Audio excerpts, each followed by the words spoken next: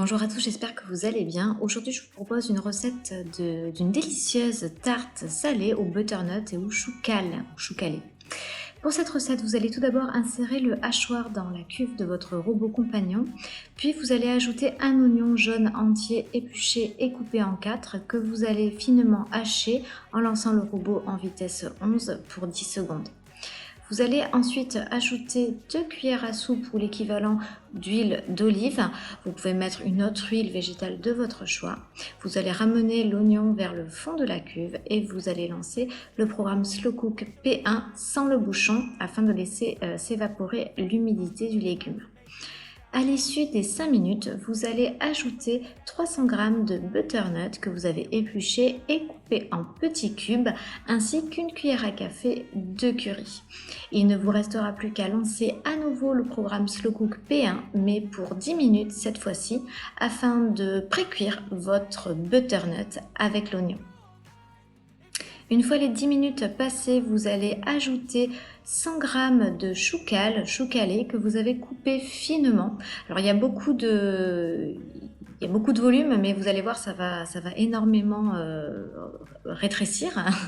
Ça va se ramener au fond de la cuve après cuisson. Vous remuez un petit peu, vous raclez les parois et vous relancez tout simplement le programme Slow Cook P1 encore une dernière fois pour 10 minutes.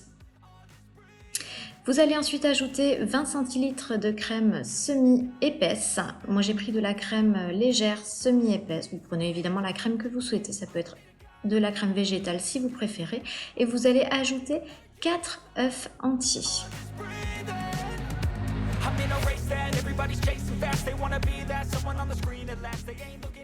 Du sel et du poivre pour assaisonner la préparation.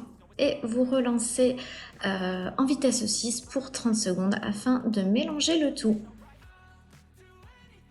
Sur une pâte brisée, alors moi j'ai pris une pâte brisée du commerce, vous pouvez la faire sans aucun problème avec votre compagnon, je vous mets une recette dans le petit. Vous allez éparpiller du comté coupé en cubes, donc à peu près 100 g de comté, et puis vous allez verser votre préparation à base de butternut et de chou cal avant de passer le tout au four à 200 degrés pour une trentaine de minutes.